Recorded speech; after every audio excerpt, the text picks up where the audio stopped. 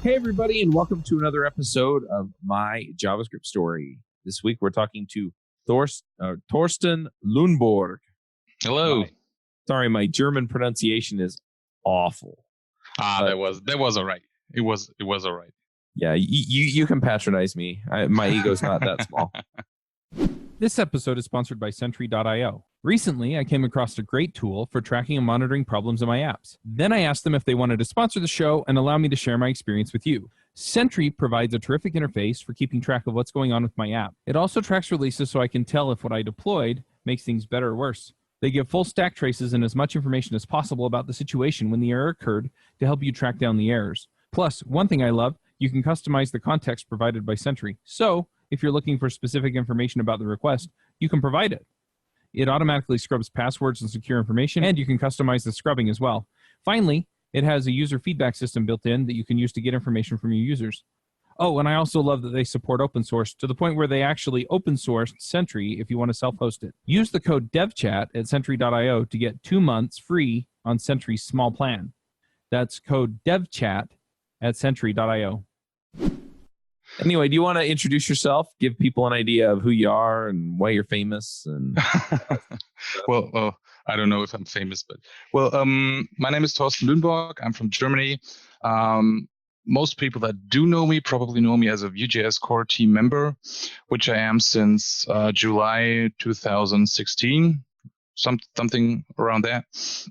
And yeah, in my day job, I'm more of a product owner role, so not really programming that much, but maybe I'm getting to that. Right. So we had you on episode 22 of Views on Vue, which is our Vue podcast. And we've kind of been going back and talking to people from the framework shows to come on My JavaScript Story. And then, of course, we're getting people who have been on JavaScript Jabber as well. But so we talked a bit about your background there, and probably we'll have some crossover between the two. But yeah, we'll probably ask a few different questions as well. Now, where do you work? I'm working at one of the bigger energy providers in Germany. And we and there I'm responsible for the business customer application, where all the big customers that we have that have a lot of places that consume commodities. They can check out all of their load, the load of their places and stuff. Yeah, so it's not like a public application. It's more like a consumer portal for businesses. Yeah. Gotcha. And how did you get into that, or how did you wind up at that company? Well, actually, I studied business engineering, so I don't have a real education in programming or anything. And I specialized into everything within the energy sector just by luck. When the first internships that I had were in such a company, and the first job that I had after my diploma was in such a company. And so, yeah, I just landed there because it interested me, because it was it was an old-fashioned economy in one sense, but since in Germany everything was just being broken up 10 years before that, and was privatized, it was also very much going on and very much growing. And Germany also being one of the on the forefront of wind and solar energy in terms of the percentage of wind and solar energy that we're consuming or that we're producing in our country, was also interesting to me. So this is why I originally got into this company.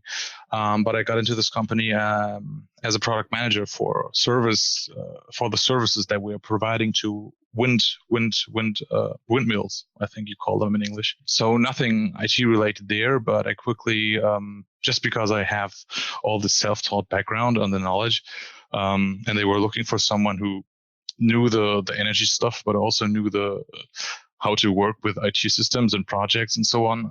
I quickly ended up working in a bigger project that was setting up a new, what do you call it, customer relationship management and all that stuff. Right.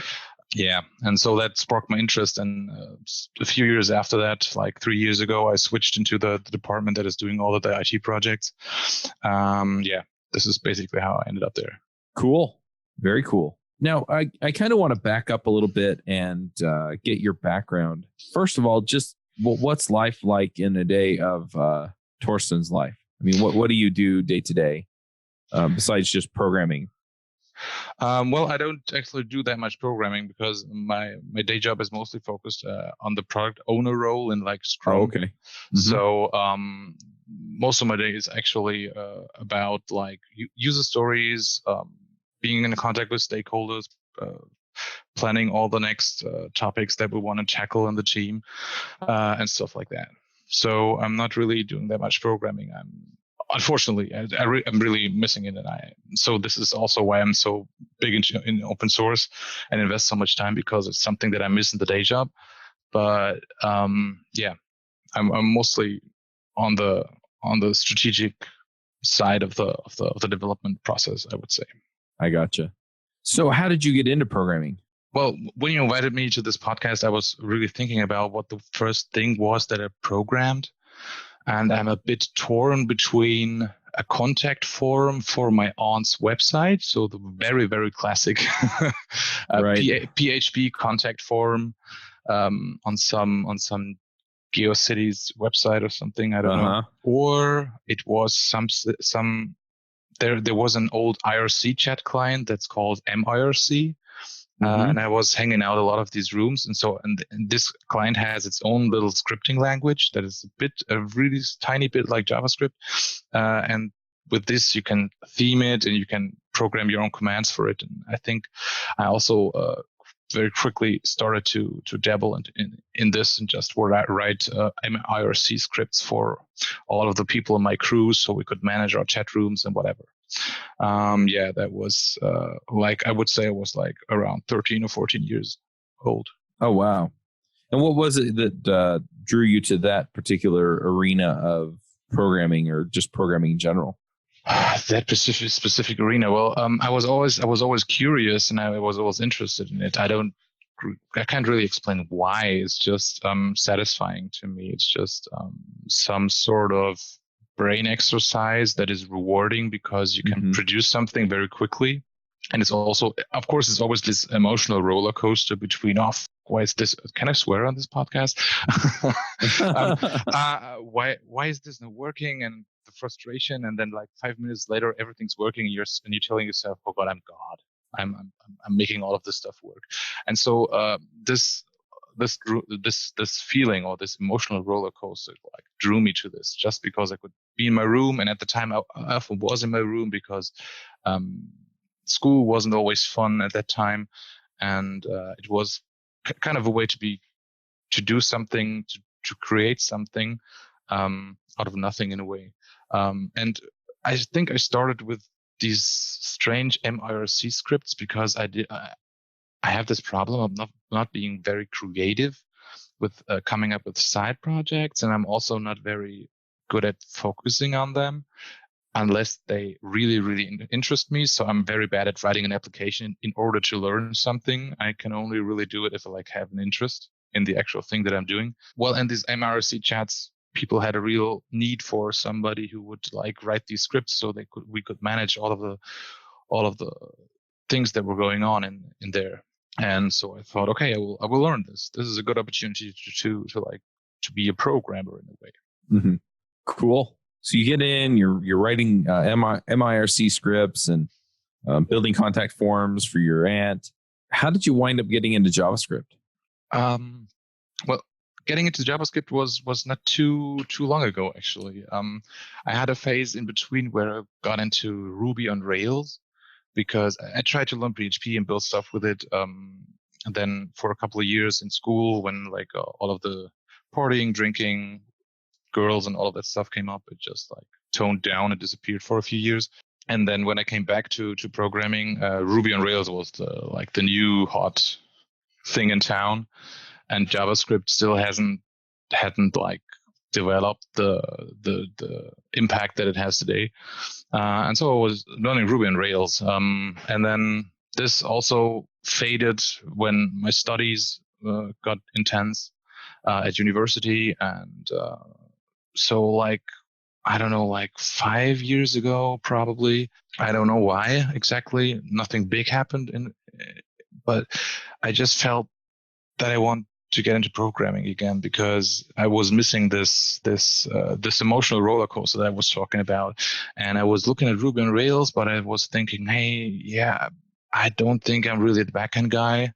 I really find it more interesting to do something in the front end. And I was realizing that in the time that I was absent, all of these great frameworks appeared. Like React was the new kid on the block, more or less. Angular was at version 1.2 at the time, I think. Right. And 1.3, they didn't have components yet, so it was before 1.5. And I think Vue just had its 1.0 release like a couple of weeks before or something. And yeah, I was just essentially just screening like the things that I would find on Google, on blogs, on Reddit, on some websites that I found.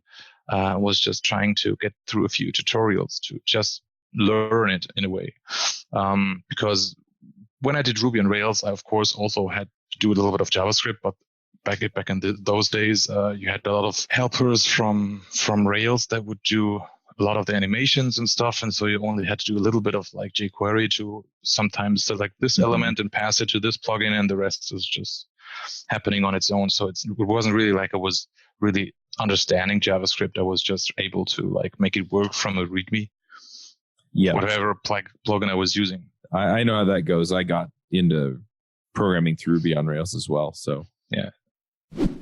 One of the things that I find that we talk a lot about at the different conferences and the different things that I'm working on is open source software. And a lot of people have a lot of ideas around open source software, but we don't often think about the people who are building it and trying to maintain it. And I had a friend, John, who came to me. He's been a guest on JavaScript Jabber a couple of times. He came and he actually said, hey, Chuck, I wish there was a show about sustaining open source. And that really hit me where I live. And I have a few other friends who are working on projects related to this. So we all got together and we put together a show called Sustain Our Software. You can find it at sustainoursoftwarepodcast.com. And it's a place where several people who are passionate about open source come together and have conversations about how it can be sustained and how it can be maintained and what we can do to help these maintainers continue to deliver us value that we build our software on. Most of the software we're building is based on open source. And so it's important to us to have that maintained and have it taken care of. Come check it out. It's been really interesting to listen to the conversations that they're having from people who are working in it all the time and just hear what they have to say about it. Once again, that's at sustainoursoftwarepodcast.com.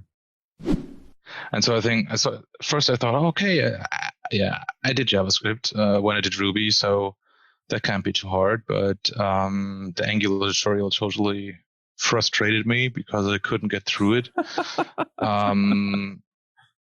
Well, at the time, I really didn't know much about JavaScript, and in the process of going through these tutorials, I picked up a lot of stuff very quickly.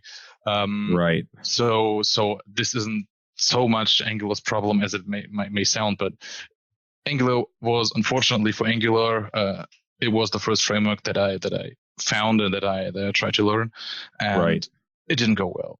We had to part ways very quickly because all of these trends stuff and scopes and directive transducers and whatever. Yeah. I had no idea what they were talking about. Then I tried to understand React, and React is really simple in a way. It's really small, has nice small API. You can get it in a way very quickly, but I didn't get stuck with it because I didn't understand what Babel was and why I needed it to do this strange HTML inside of JavaScript. At that time, it didn't make any sense to me because I missed this whole phase of this thing even coming up before. And I was just looking for something to like put in a code pan and just play with it. And so I ended up with Vue. Yeah. While picking up Vue, I just learned JavaScript inside out. I just got into this. I often have these like phases where I just find something that is interesting me, and then like for weeks I obsess about it.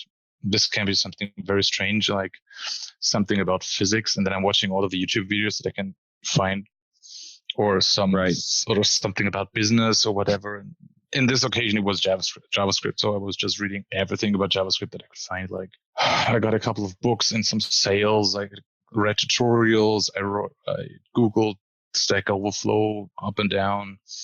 Yeah. And then I started like to answer questions on the Vue forum because I didn't know what else to do with Vue at the time, being very uncreative with side projects. So I just thought, yeah, I'm empty. I have nothing to do with this. I know how to use it, but I have nothing to do with this. So I just got to went to the forum and just started answering questions. And yeah. That is actually how I started learning JavaScript and Vue at the same time, more or less. Well, I don't know if it was like that compact in reality, but in my memory, it's like it was very close together. Right. So yes, you're participating in the forum and you're learning JavaScript and you're learning Vue. And at this point, were you doing the product owner role, or were you actively doing development somewhere else, or? No, nothing. I was being a product manager for services for windmills at this company, which was suiting the stuff that I had studied, business engineering with a focus on like renewable energies and stuff. Right. So I was doing what I had studied for, but it wasn't that satisfying. And probably for that reason, I started picking up JavaScript and focusing a lot of my free time on the whole open source stuff, because right. it was a way to like put all the things that I was learning to good use without having to write a whole application like in the beginning, because I didn't have a side project. So. And I haven't really worked as a programmer full time in any capacity ever since. I'm I'm using it day in, day out in a way, but it's not like the focus of my job, right? Right. And I don't think if it ever will be, I want to do more programming, but at the same time, I'm very like interested in all the strategic stuff and all of a little bit of the business side that is going with the product owner role, even though it's very stressful with all of the stakeholders and meetings and war. Yeah, but sometimes I talk to the developer guys and the team, and I just say sometimes I so envy you, because you can just you go to your sprint meetings and your sprint plannings, and then you get your tickets, and then you get home, and then you get to program. Well, I have to go to all these meetings and talk with all of these people who don't understand why something isn't deliverable in a week. Yeah, but on the other side, it's very rewarding in a way, because you can come up with a vision and come up with a concept and come up with like the whole roadmap of ideas. Right. And well, not everybody is following Scrum strictly, so not every company developers are strictly focused on either doing the programming or someone doing the vision. This get mixed in some places, of course, so maybe there's a position for me, but yeah, I don't think that I could be in just the developer role, not to say just the developer, but like I'm interested in both worlds, so I'm not really able to commit to one. Right. Does that make sense? Yeah, it does.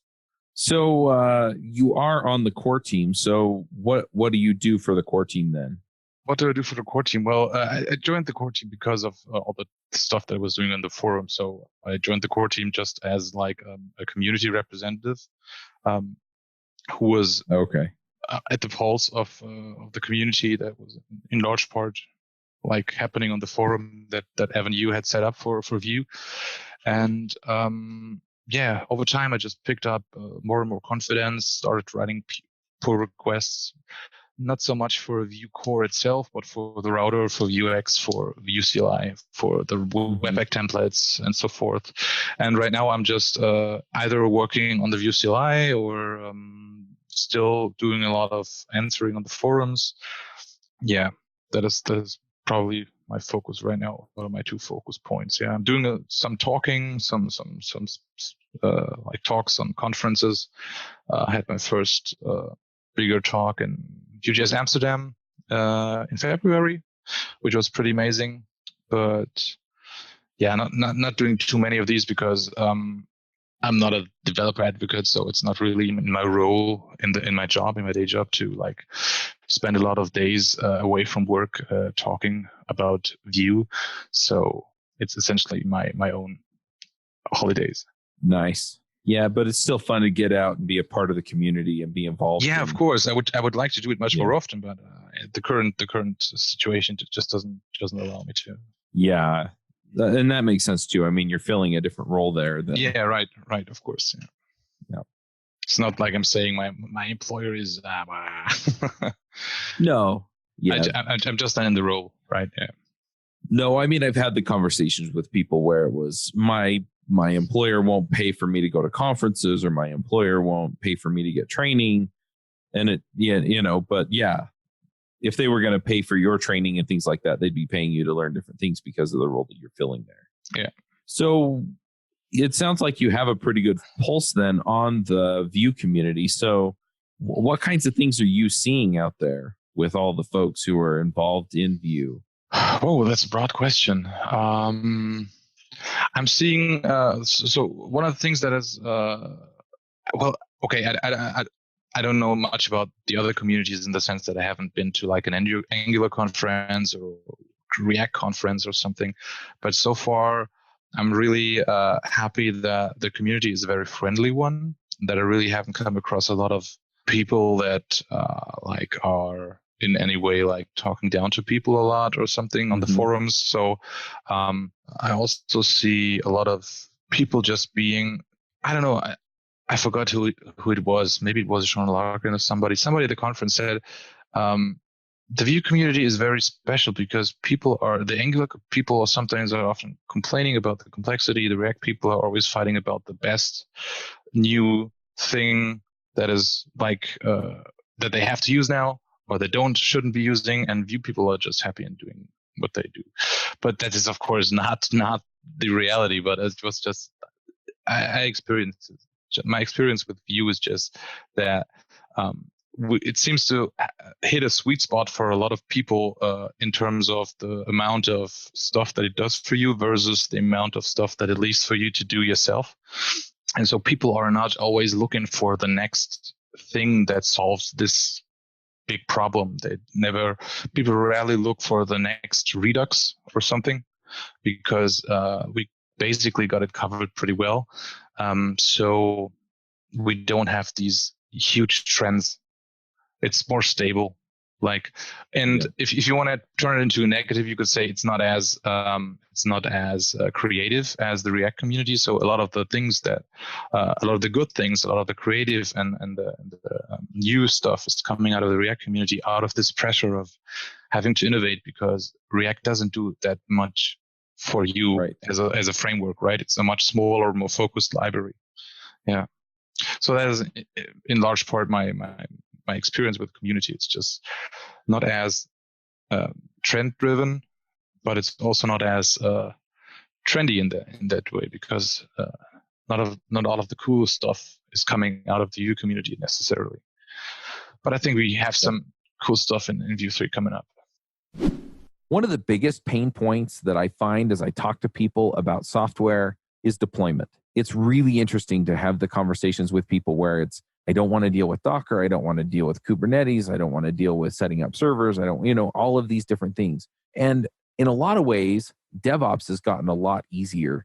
And in a lot of ways, DevOps has also kind of embraced a certain amount of culture around applications, the way we build them, the way we deploy them. And I've really felt for a long time that developers need to have the conversations with DevOps or adopt some form of DevOps so that they can take control of what they're doing and really understand when things go to production, what's going on, so that they can help debug the issues and fix the issues and find the issues when they go wrong and help streamline things and make things better and slicker and easier so that they'll more generally go right. So we started a podcast called Adventures in DevOps. And I pulled in one of the hosts from one of my favorite DevOps shows, Nell Shamrell Harrington from the Food Fight Show, and we got things rolling there. And so this is more or less a continuation of the Food Fight Show where we're talking about the things that go into DevOps. So if you're struggling with any of these operational type things, then definitely check out Adventures in DevOps. And you can find it at adventuresindevopspodcast.com. So most of your work is then in the forums?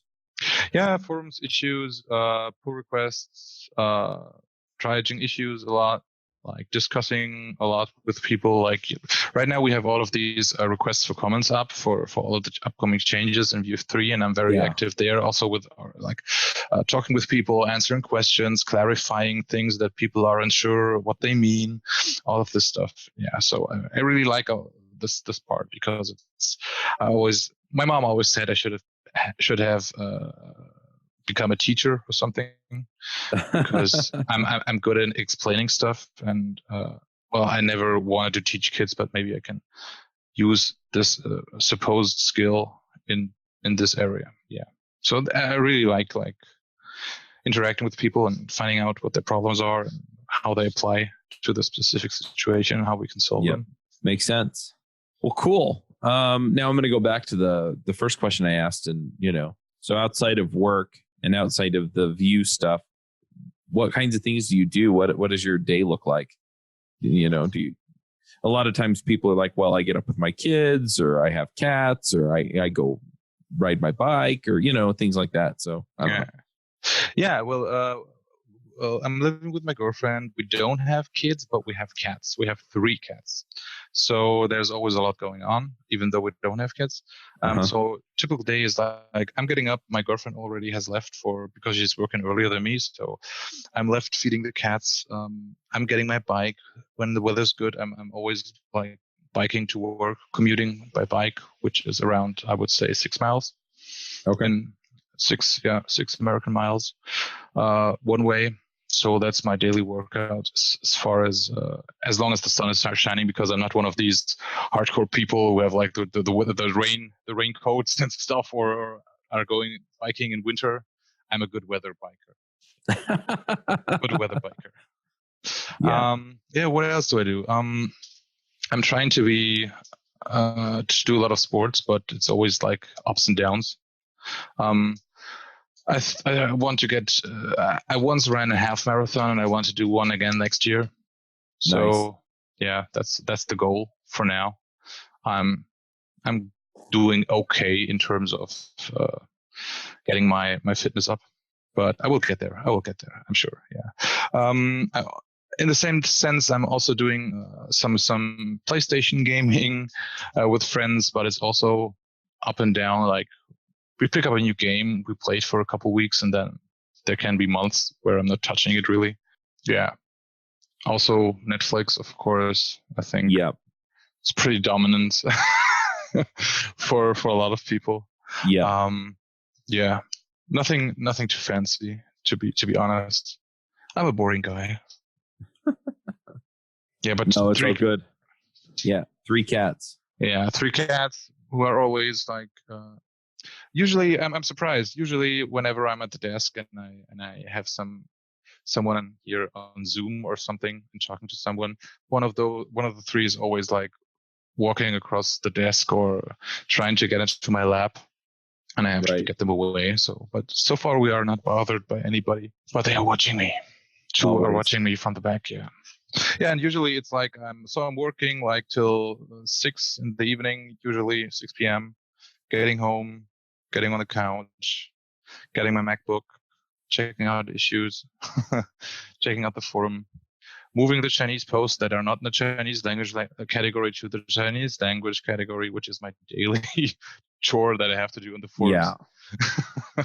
Just this housekeeping. Yeah, I've gotten emails from the forums, and it's in Chinese or something. And I'm like, yeah, well, Vue is big in China as well, and we have on the forums there's a Chinese subcategory, and you can mute the subcategory. So if you mute it, then you don't get the emails about this.